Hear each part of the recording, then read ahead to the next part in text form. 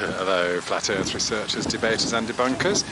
Just an observation here to think about the way light and shadows work and where the sun is supposed to be.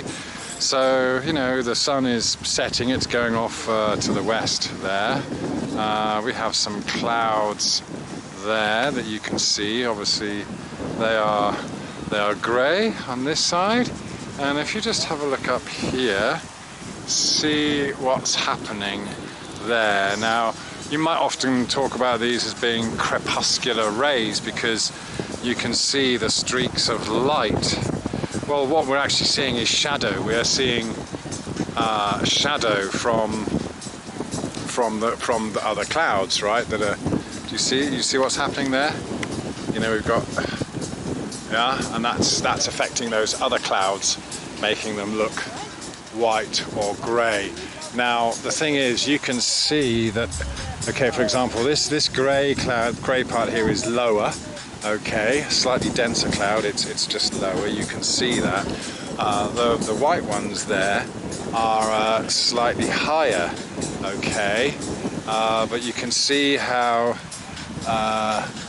you know what's actually happening. It's good to ask what we're actually seeing here. We're seeing shadow and light on the sky, in the sky. Is it turning the white clouds into shaded areas there, or is it just shade that's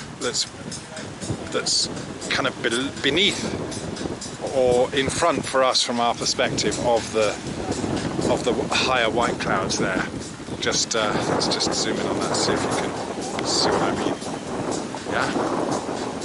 Okay, what's actually happening there is when we see these lines of, like I said, they're often called crepuscular rays, you know, referring to the sunlight being a ray of sun, but really if you think about it, the sun is like it's not coming out in rays, it's more of a glow that fills the air, and then what we see are straight lines of shadows, then creating those gaps where you have light, and of course that gives you this idea, this kind of crepuscular ray effect. All right, so let's just try and get that. So again, you know, this is something that you can also look at and understand, that you know, the sun appears lower than the clouds here, but you can see that actually it's not lighting up the undersides of the clouds here, that it appears to be lower than. It's actually higher than those clouds, okay? Yeah, the sun is higher than those clouds, it's just further away. Okay, so we can see it being, you know, we can see it being blocked by that other cloud now, partially. Yeah, it's just so, you know, there's so much to see in a single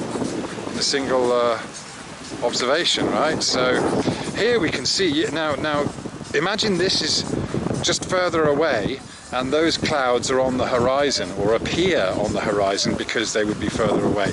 They're not right now, but I'm asking you to imagine that based on what you would see, a real life observation. It's just that we're not seeing it right now, but do you see what it's saying? As you get further away, sorry, if those clouds were further away, they would be closer to the horizon, and we would be seeing this cut-off, but we wouldn't be seeing the clouds with such clarity. We'd be seeing those clouds kind of squished and more condensed. Their angular size would be tiny. So now we're seeing this sunset there. You can imagine that would be a sunset way off in the distance.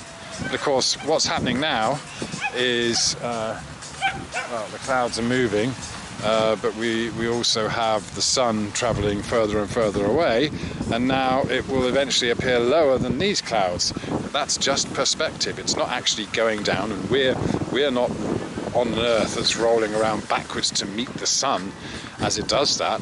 Simply the Earth is stationary and level, and the sun is going off into the distance, remaining at the same height above the surface. and just going off into the distance. Yeah, and as it does so, it will appear lower in the sky than these close clouds. The close clouds, there's a big gap between them and the horizon. The further away the clouds and the sun gets, the smaller and smaller that gap will become between the horizon until you don't see anything. You don't see any gap. You can zoom in on it, but ultimately the air and everything, it just gets so dense that it in itself, just as we are seeing here now with the clouds blocking off the sun, the dense thick air, you know, sunlight doesn't travel forever. It will eventually get cut off. It won't penetrate the crap in the air that eventually gets in the way. As you can see, you know, you look across, you know, eventually we run out of definition because it just becomes hazy. That's all. Yeah. So, giraffe, anyone? My belay. Anyway, that's pretty cool. Yeah. All right. Well, that's all then. I think that was a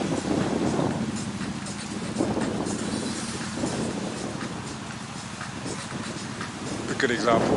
So there we go. Just have another look at those what we would call crepuscular rays, but what we're actually seeing is the shadow. The shadow of the sun that's actually still above. It's still higher than these clouds, but it just appears lower because it's further away.